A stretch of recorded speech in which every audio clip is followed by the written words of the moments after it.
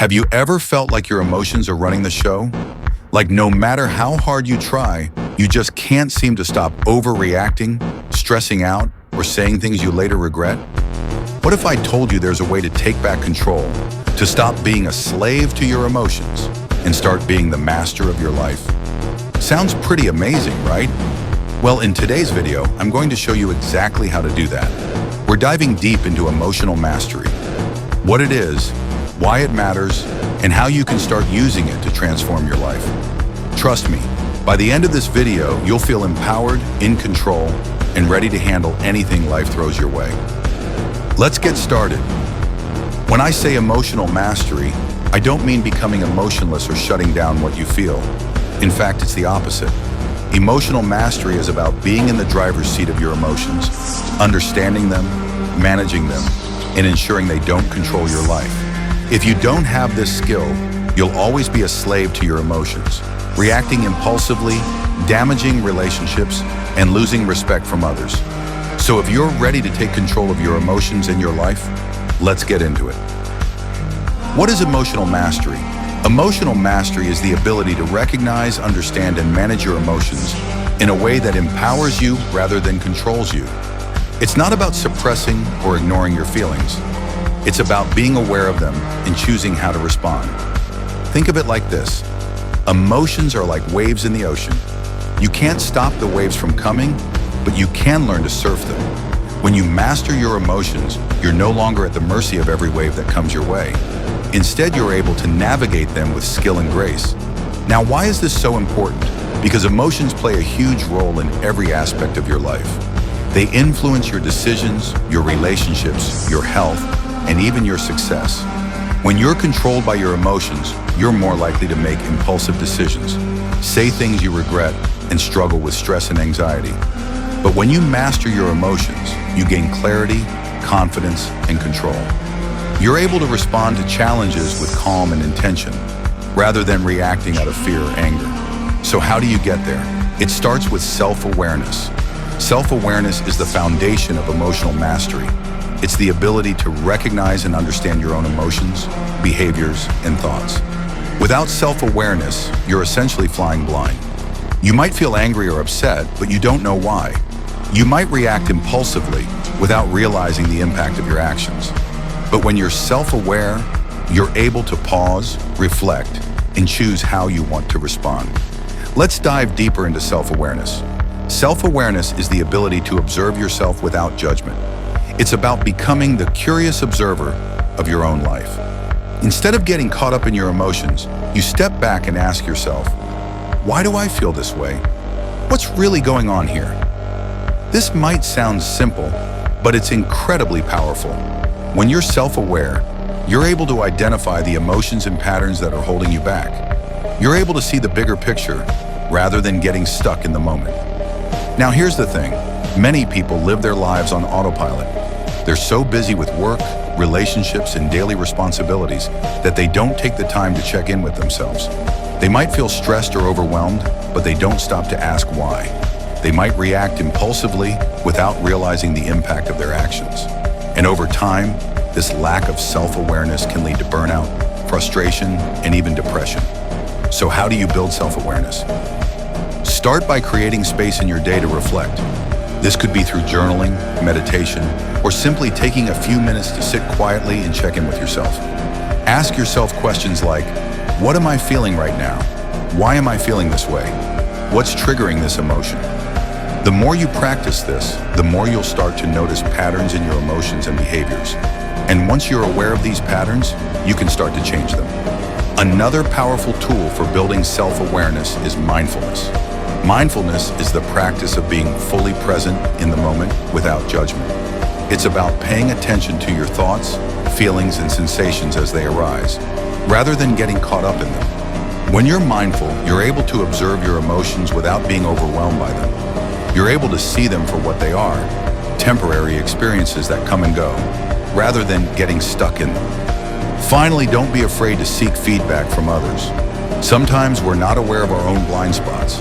By asking for feedback from trusted friends, family members, or even a therapist, you can gain valuable insights into your emotions and behaviors. This can help you identify areas where you need to grow and improve.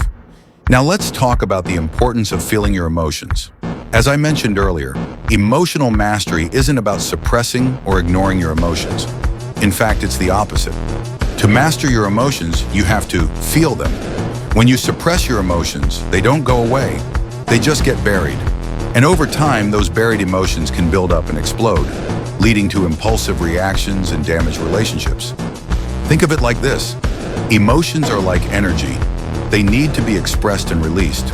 When you suppress your emotions, that energy gets trapped inside you.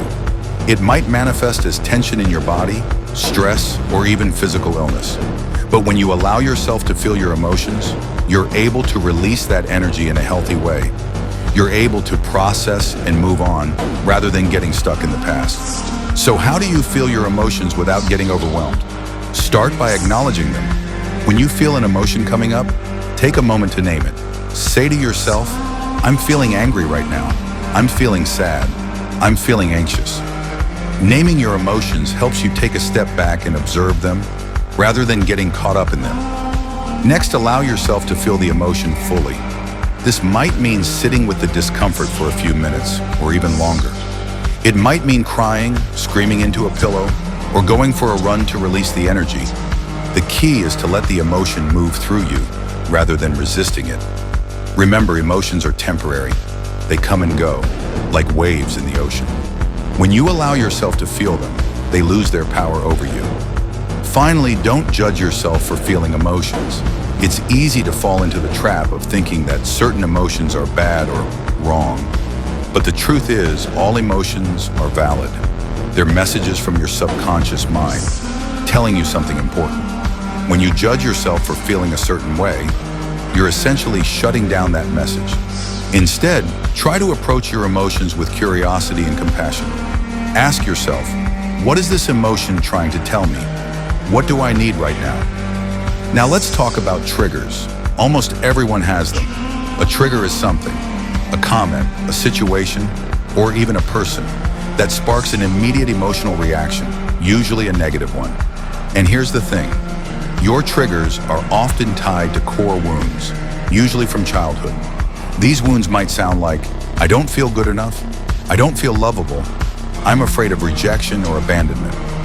If these wounds are left unhealed, they'll continue to control your emotions, your behavior, and your reactions. The good news is, when you heal those core wounds, your triggers lose their power over you. But until then, those triggers will keep controlling you. So how do you start healing? First, notice your reactions. When you feel that immediate surge of anger or frustration, pause and ask yourself, what's really underneath this? Often, anger is just the tip of the iceberg. Underneath it, there's usually something deeper, like sadness, fear, or insecurity.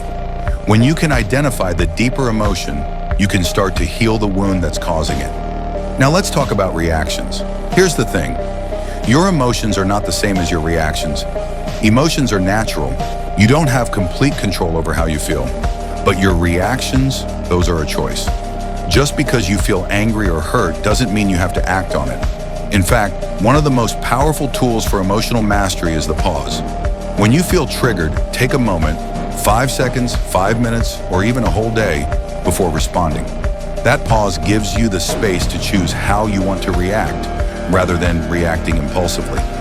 And remember, not every action deserves a reaction.